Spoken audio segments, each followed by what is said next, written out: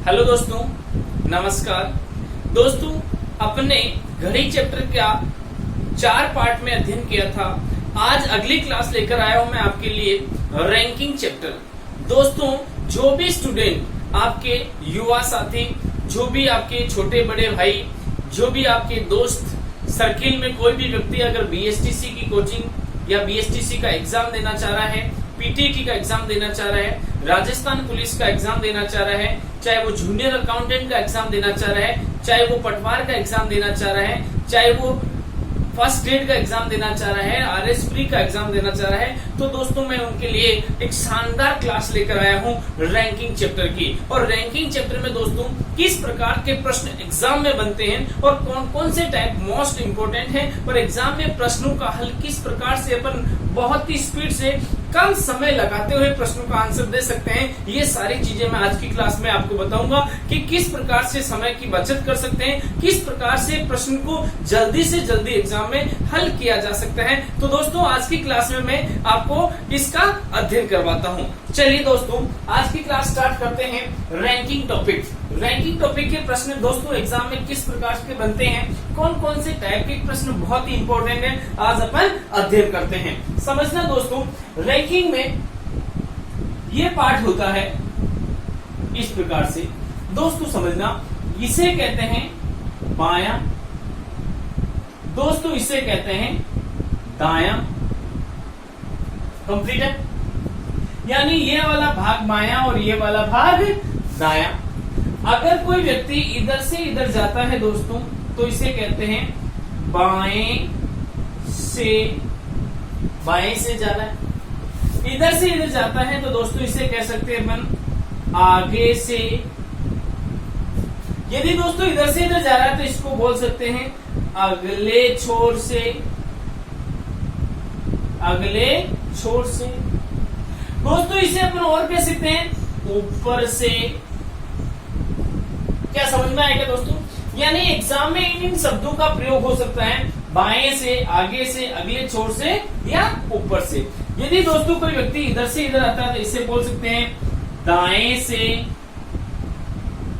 दोस्तों अगर कोई व्यक्ति इधर से इधर आता है तो इसे बोल सकते हैं निचले छोर से। दोस्तों अगर से इधर से कोई आ रहा है तो इसे अपन कह सकते हैं अंतिम से, या इसे कह सकते हैं नीचे से।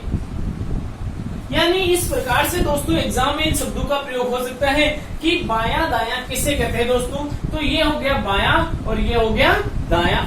यदि कोई व्यक्ति इधर से इधर जाता है दोस्तों तो इसे कह सकते हैं बाएं से। यदि यहां से इधर जा रहा है इसे आगे से कह सकते हैं, आरंभ से कह सकते हैं, अगले छोर से कह सकते हैं, ऊपर से कह सकते हैं। और दोस्तों इधर से इधर आ रहा है तो क्या कहेंगे दाएं से, निचले छोर से, अंतिम से, अंत से। क्या समझ में आया दोस्तों? कंप्लीट है।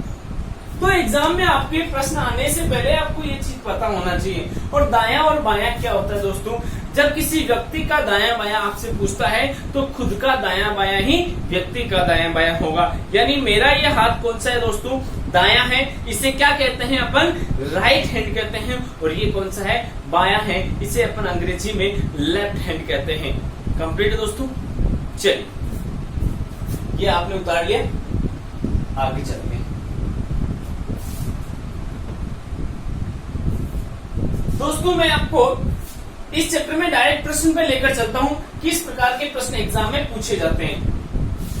तो टाइप फर्स्ट स्टार्ट करते हैं दोस्तों, कुल संख्या पर आधारित प्रश्न। कुल संख्या पर आधारित प्रश्न। कुल संख्या पर आधारित प्रश्न। दोस्तों एग्जाम में कुल संख्या पर आधारित प्रश्न कैसे पूछे जाते हैं, किस किस टाइप से पूछ सकता है, तो उसका अध्ययन कर लेते हैं। देखना दोस्तों, एग्जाम में आपको एक एग्जाम्पल दे रखा है, प्रश्न दिया आया एक पंक्ति में राधा का स्थान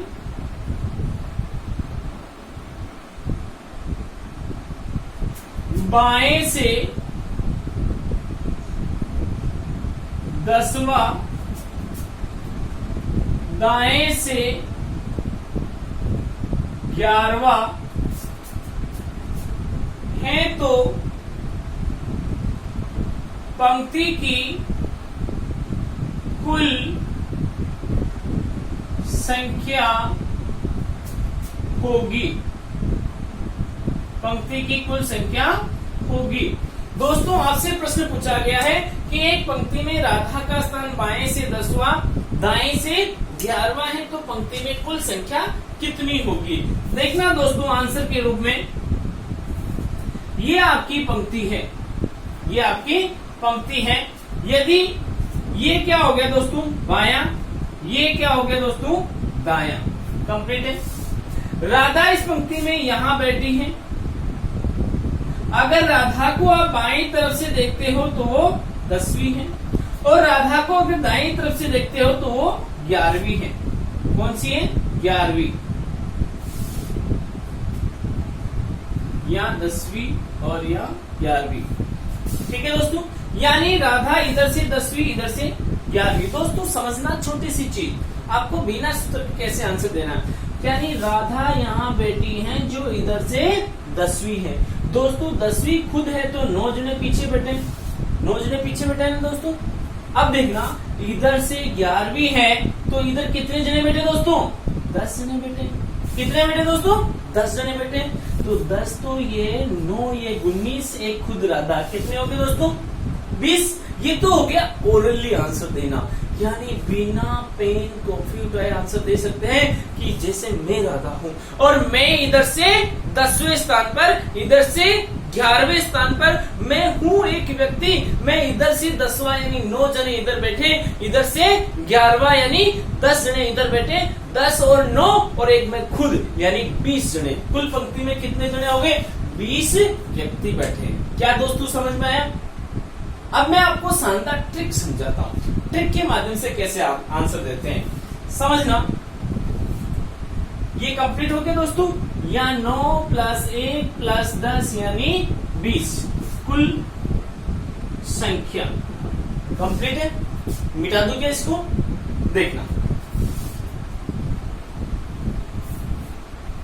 अब मैं आपको शानदार ट्रिक दे रहा हूं। जब भी आपको कुल संख्या पूछता है, कुल संख्या बराबर बाएं से स्थान प्लस दाएं से स्थान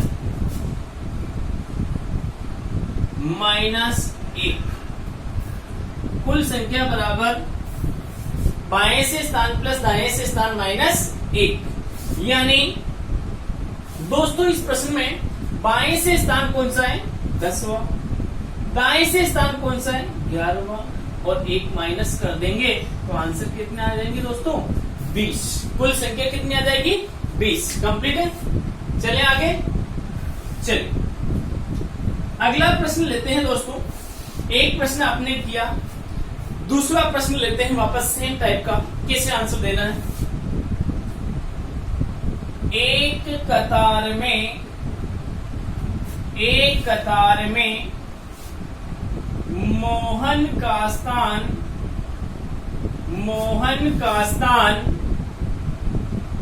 बाएं से 15वां, दाएं से 25वां है तो पंक्ति की कुल संख्या होगी। पंक्ति की कुल संख्या होगी। क्या दोस्तों समझ में आएगा? समझना, एक कतार में मोहन का स्थान बाएं से 15वां, दाएं से 25वां है तो पंक्ति की कुल संख्या होगी। अब देखना, ये आपकी पंक्ति रही। बेसिक तरीका, मोहन यहां बैठा है, ये बायां और ये दायां। मोहन यहां बैठा है जो बाएं से 15वें स्थान पर और दाएं से 25वें स्थान पर।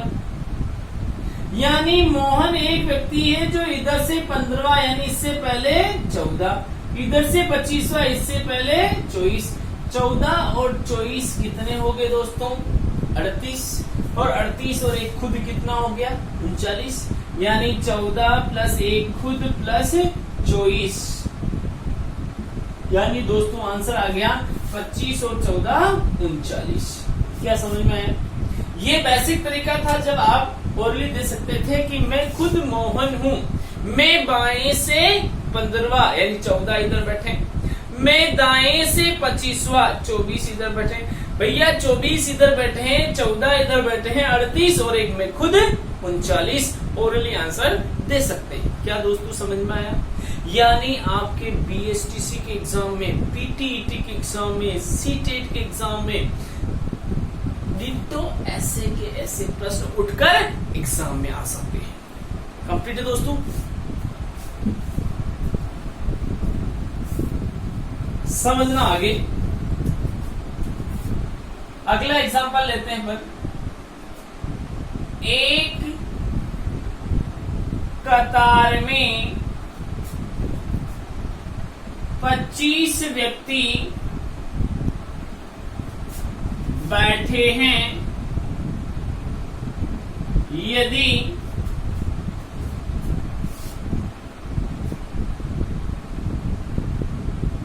राम का स्थान बाएं से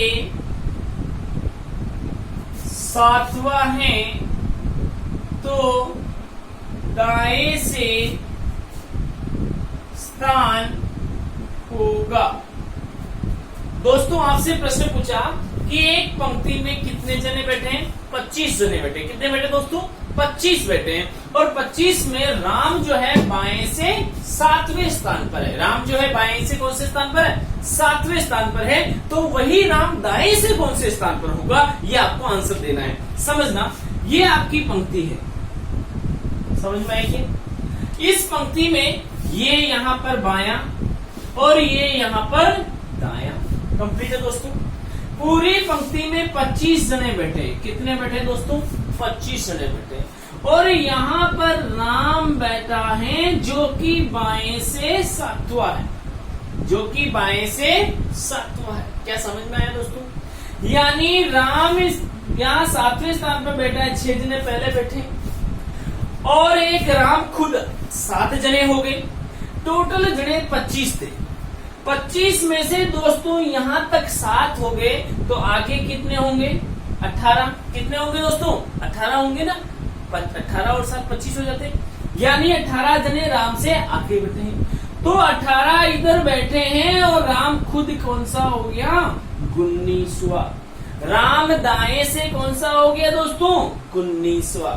क्या समझ में आया? क्या बहुत ही इजी समझना कि पूरी पंक्ति में 25 जने बैठे हैं, मैं खुद राम हूं, मैं बाएं से 7वां हूं दोस्तों, 7वां में खुद हूं 25 में से, यानी 18 जने इधर बैठे हैं, तो मैं कौन सा हो गया?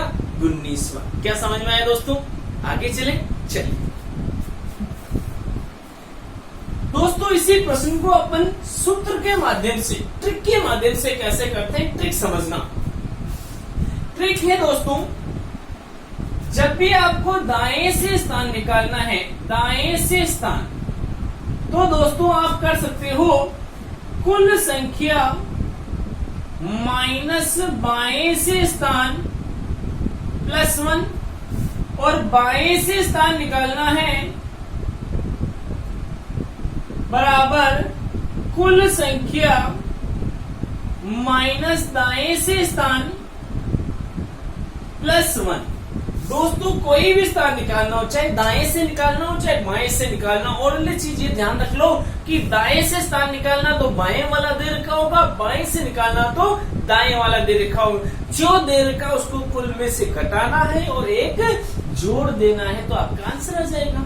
जैसे अभी वाला प्रश्न था कि 25 व्यक्ति की एक पंक्ति में राम बाएं से 7वां था, तो 25 व्यक्ति टोटल थे, राम बाएं से 7वां था, प्लस 1 कर दो, 25 में से 7 गया 18 और एक 19वां, कहां से स्थान हो गया दोस्तों? दाएं से। राम का दाएं से स्थान कौन सा हो गया? 19वां। क्या दोस्तों समझ में आया? चलो अगला प्रश्न लेते हैं दोस्तों, सेम टाइप का, समझना।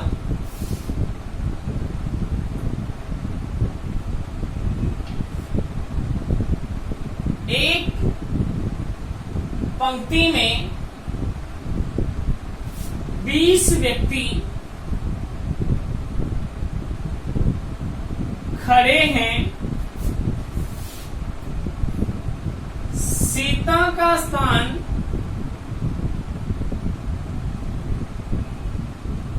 शीर्ष से 9वां है, तो नीचे से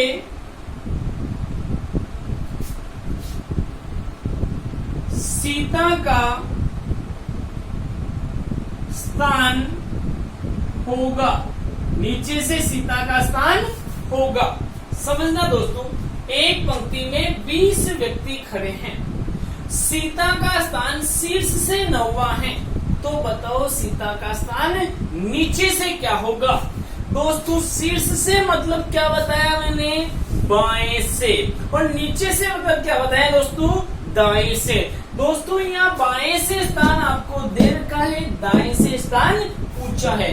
देखते हैं दोस्तों, जैसे ये पंक्ति है आपकी, कितने जने बैठे हैं? 20 जने बैठे हैं। ये बायां और ये दायां, कंप्लीट है। अगर बाएं से इधर से ये जो बैठा है, सीता बैठी है। सीता कौन से स्थान पर बैठी है? 9वें स्थान पर बैठी है। सीता 9वें स्थान पर बैठी है। यहाँ तक 9 जने, तो आगे कितने बैठे होंगे? 11, तभी 20 हुए ना। 11 आगे बैठे हैं, तो खुद कौन सा हो जाएगा दोस्तों? 12वां। यानी सीता कौन सी हो जाएगी? 12वीं। क्या समझ में आया? क्या कंप्लीट है? एक बार मैं ट्रिक से आंसर दे रहा हूं आपको, है ना दोस्तों? समझना, ट्रिक कहते हैं कि दाएं से स्थान निकालना है, तो क्या करोगे? कुल संख्या माइनस बाएं से स्थान प्लस 1, 19, 20 में से 9 गए, 11 और 1 12वां। क्या दोस्तों समझ में आया? कंप्लीट है? चलिए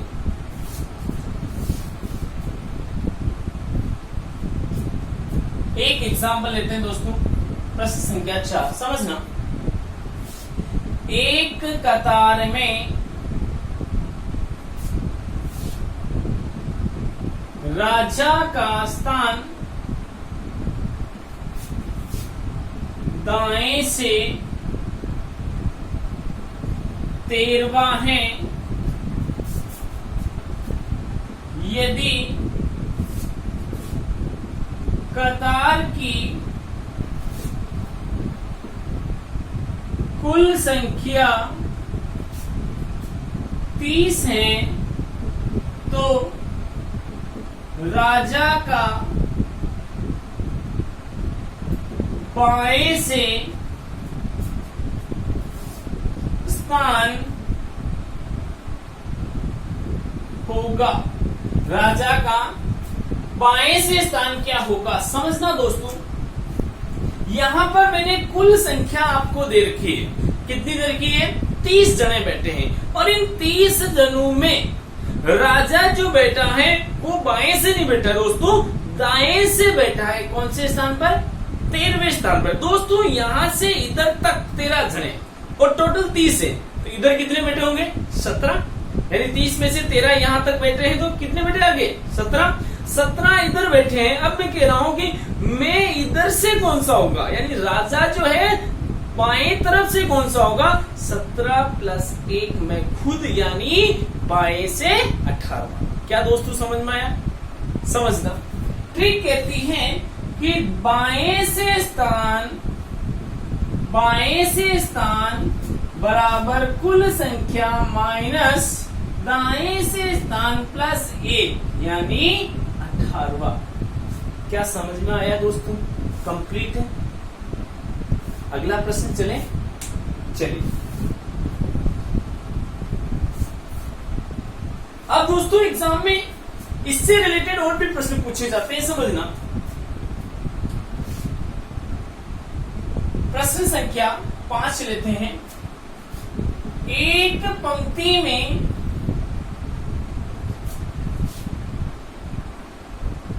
महेश का स्थान बाएं से 9वां, सुरेश का स्थान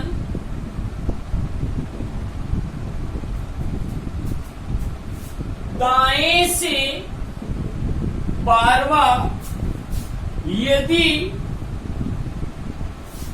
इन दोनों के बीच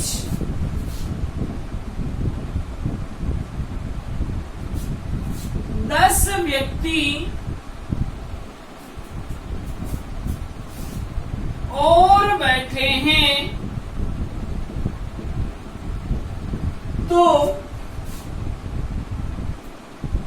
पंक्ति की कुल संख्या होगी। कुल संख्या होगी। दोस्तों समझना कि एक पंक्ति में महेश, यानी ये आपकी पंक्ति रही। आंसर समझना, ये इस पंक्ति में ये बायां और ये दायां कंप्लीट है। बाएं से महेश जो है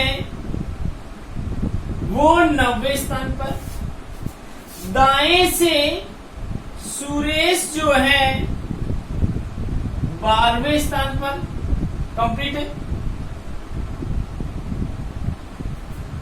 और इन दोनों के बीच 10 जने बैठे हैं। बताओ पंक्ति की कुल संख्या होगी, तो सीधा सीधा हो जाएगा दोस्तों, कुल संख्या बराबर 9 जने प्लस 10 जने प्लस 12 जने, यानी 31 जने। कितने हो गए दोस्तों? यानी 9 यहां तक, 12 यहां तक, 21 और ये 10 बीच में बैठे हैं। कितने हो गए दोस्तों? 31 जने। बहुत ही इजी प्रश्न दिया मैंने, कंप्लीट है। आगे चले क्या? आपने उतार लिया? चलो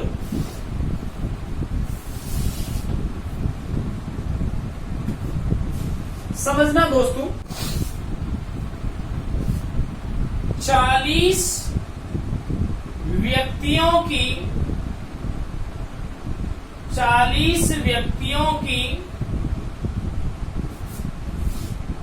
एक कतार में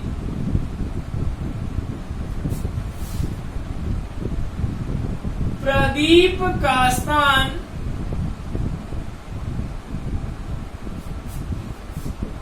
बाएं से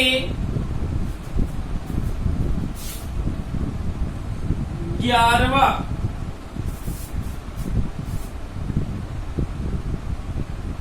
सुधीर का स्थान दाएं से 16वां, यदि मुस्कान इन दोनों के मध्य बैठी हैं तो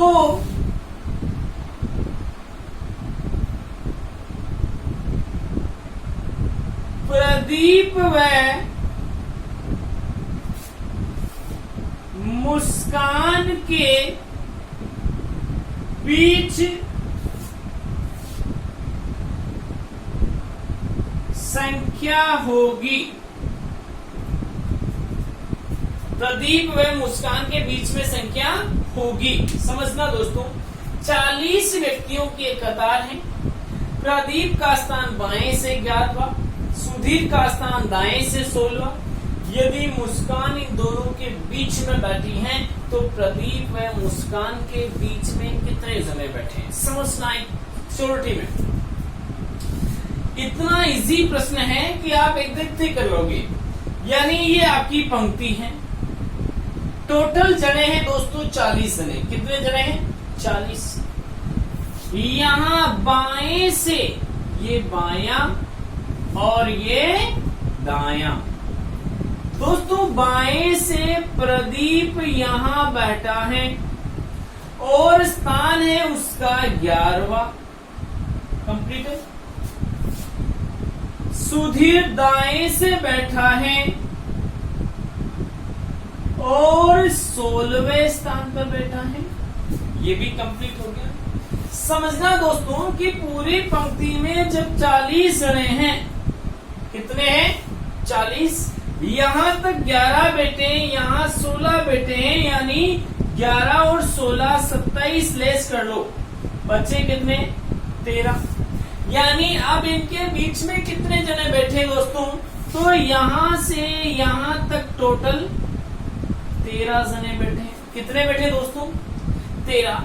यदि मुस्कान दोनों के बीच बैठी है, मुस्कान दोनों के बीचों बीच बैठी है, तो 13 में से एक खुद मुस्कान होगी, तो इधर 6, इधर 6 और एक खुद मुस्कान, यानी 13।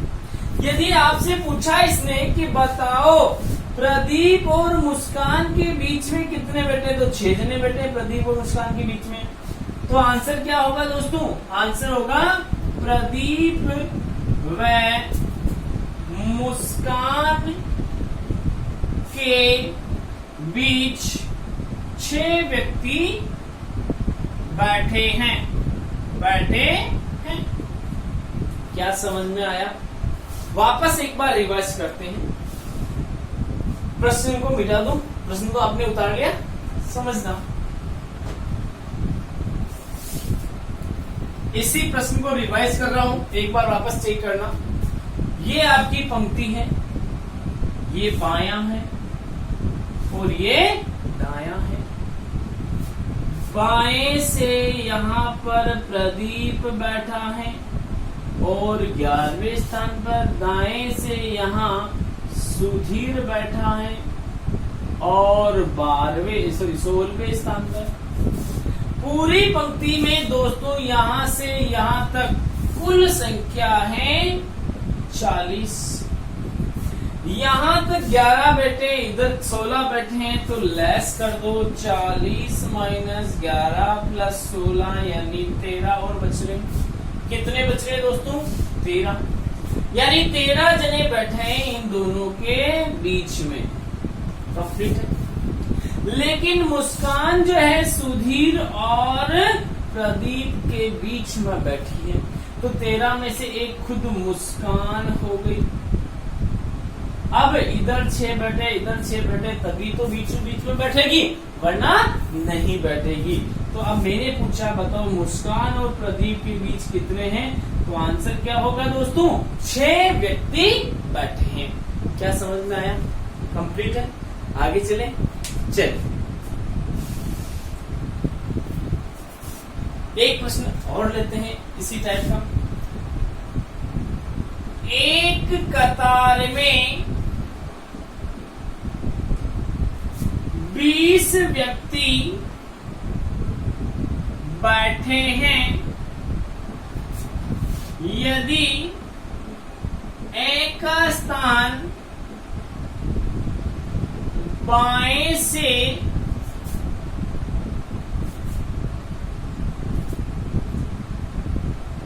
चौथा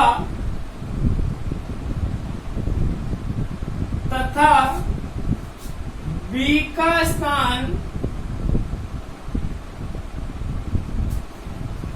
दाएं से 9वां, यदि दोनों के बीच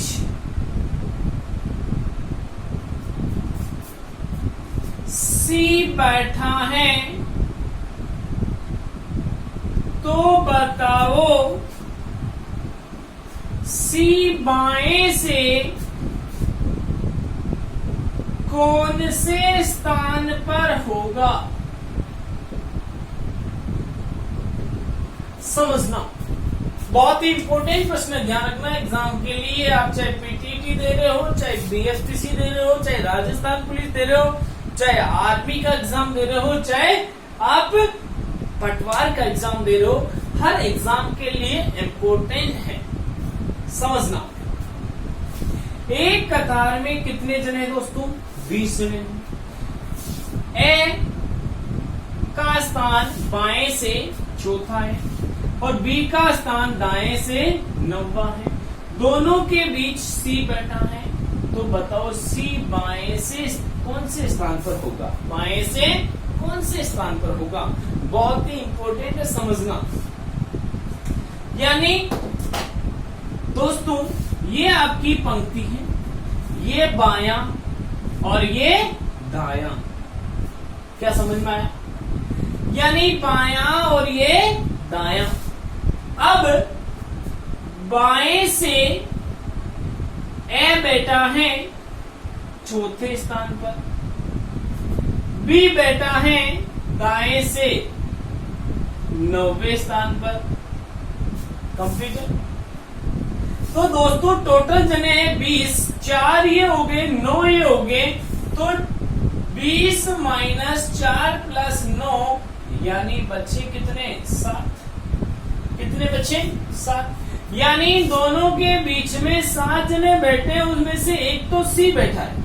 एक तो कौन बैठा है? सी खुद बैठा है। दोनों के बीचों बीच बैठा है, ए व बी के बीच में। तो अब 7 में से एक ये चला गया, तो 3 यहाँ बैठे, 3 यहाँ बैठे, तभी तो बीच में बैठा होगा। अब प्रश्न आपसे क्या किया इसने? ये नहीं कहा कि ए और सी के बीच में कितने बैठे हैं, ये नहीं कहा कि सी और बी के बीच कितने बैठे हैं। इसने प्रश्न ये किया कि सी बाएं से होगा।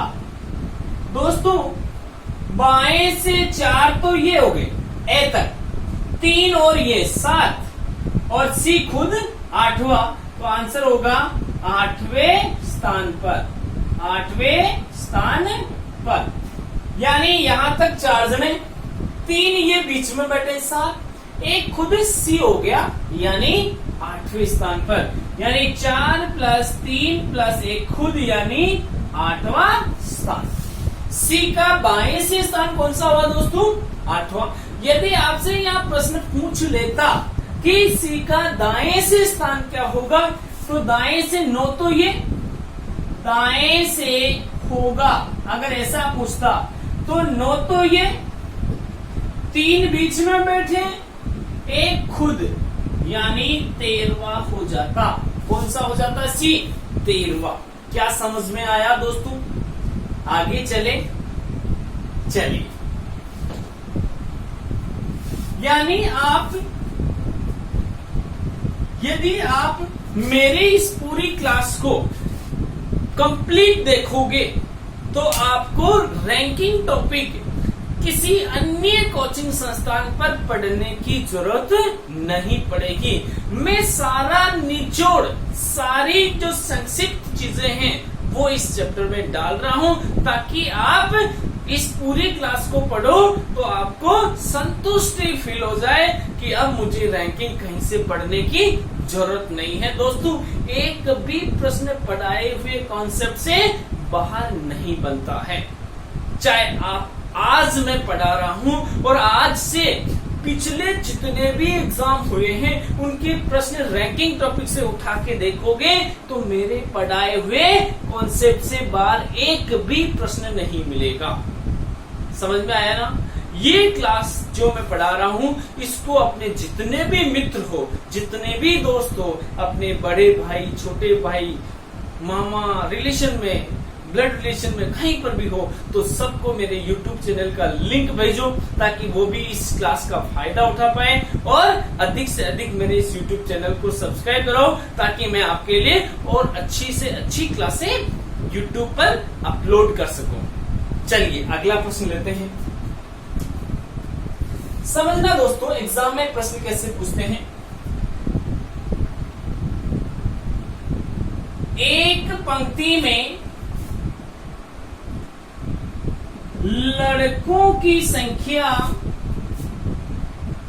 लड़कों की संख्या लड़कियों की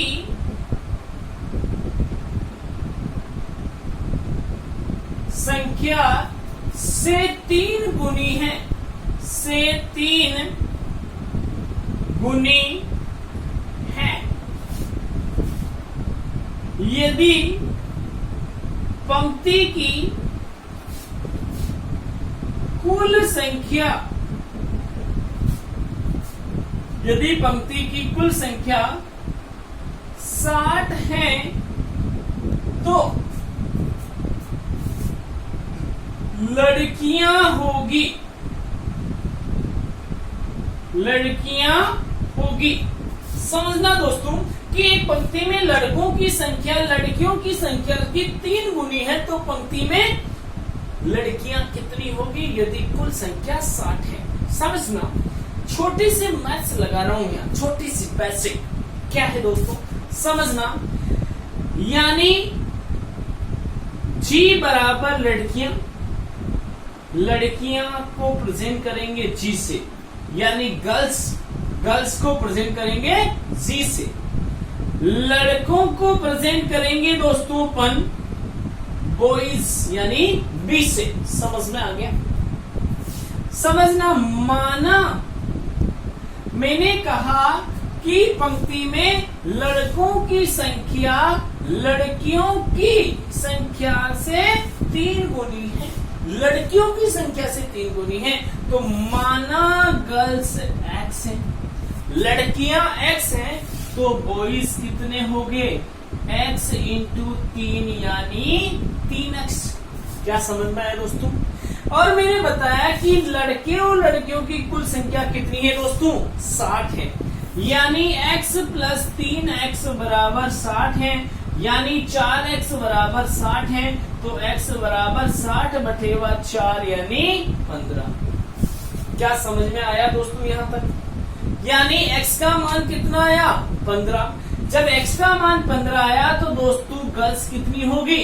15, और बॉयज कितने होंगे? 3 इंटू 15 यानी 45। 3 इंटू 15 यानी 45। तो आपसे पूछा लड़कियां होगी, तो लड़कियां कितनी होगी? 15, बॉयज कितने होंगे? 45। क्या दोनों चीजें दोस्तों समझ में आई? कंप्लीट है। आगे चले, देख लो अगला प्रश्न देखते हैं। आप सब लोगों ने उतार लिया? कंप्लीट है। चलो दोस्तों अगला प्रश्न लेते हैं इसी टाइप का, इससे थोड़ा एडवांस। किससे प्रश्न पूछता है? एडवांस प्रश्न लेते हैं आज इसका। 30 व्यक्तियों की एक कतार में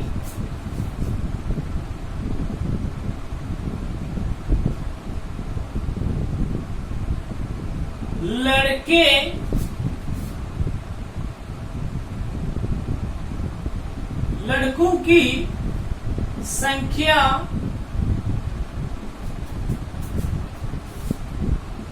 लड़कियों से 2 गुनी है, तो 2 गुनी है यदि पंक्ति के बाएं से 8वें स्थान पर राधा बैठी है, जिससे पहले 2 लड़कियां बैठी हैं,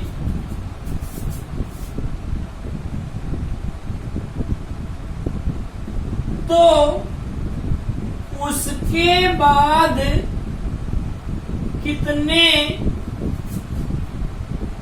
लड़के बैठे होंगे? दोस्तों समझना, 30 व्यक्तियों की एक पूरी पंक्ति है, उसमें लड़कों की संख्या लड़कियों की 2 गुनी है। यदि पंक्ति में बाएं से 8वें स्थान पर कौन बैठी है? राधा बैठी है। जिससे पहले 2 गर्ल्स बैठी हैं, तो बताओ उसके बाद कितनी लड़कियां उसके बाद कितने लड़के बैठे होंगे? बहुत ही इंपॉर्टेंट है दोस्तों, समझना। माना गर्ल्स बराबर x है, यहां कहा कि लड़कों की संख्या लड़कियों की 2 गुनी है। लड़कियां x हैं तो बॉयज कितने होंगे? 2x, क्योंकि 2 गुने है उसके। तो x प्लस 2x बराबर 30 दे रखा है, 3x बराबर 30 है, तो x बराबर 10। कैसे आया? तो 30 में 3 का भाग दिया तो कितने आए दोस्तों? 10। क्या समझ में आया? यानी यहां पर आपने पता ये लगा लिया कि 10 जो है वो तो है लड़कियां और 20 जो है वो है लड़के। क्या समझ में आया? क्या कंप्लीट है? अब देखते हैं कि सर इस पूरी पंक्ति में 30 जने बैठे हैं, ये बायां है और ये दायां है। इस पंक्ति में बाएं से 8वें स्थान पर राधा बैठी है। कौन बैठी है दोस्तों? राधा बैठी है। इस राधा से पहले 8 यहां तक तो 7 जने होंगे, यहां से यहां तक। इन 7 जनों में इसने कहा कि गर्ल्स 2 बैठी है, यानी राधा बैठी है, जिससे पहले 2 लड़कियां बैठी हैं। इस राधा से पहले लड़कियां केवल 2 ही हैं। लड़के बैठे हो सकते हैं लेकिन लड़कियां केवल 2 ही बैठी हैं। तो 2 लड़कियां हैं तो बॉयज कितने होंगे? 5। तभी तो 7 हुए पहले टोटल। अब सोचना कि मैंने पूछा कि राधा के बाद कितने लड़के बैठे होंगे। सोचना दोस्तों, जब लड़कों की संख्या 20 है, लड़कों की संख्या कितनी है? 20 है। 20 में से 5 लड़के पहले बैठे हैं तो आगे कितने बैठे होंगे? 15। अरे बॉयज 20 हैं, 20 में से 5 पहले बैठे हैं तो आगे कितने बैठे होंगे? यानी 20 माइनस 5 यानी 15 आगे बैठे होंगे। यहाँ दोस्तों आपसे ये भी पूछ सकता है कि बताओ राधा के बाद कितनी लड़कियां बैठी होगी? तो राधा के बाद 2 पहले बैठी, एक राधा खुद 3 और आगे बैठी होगी 7। समझना कि 15 और 7 सर 22 आगे हो गए, 8 यहां तक 30 हो गए कंप्लीट। यानी यहाँ प्रश्न आपसे क्या क्या पूछ सकता है दोस्तों? तो समझना, अगर आपसे पूछता है कि बताओ राधा के आगे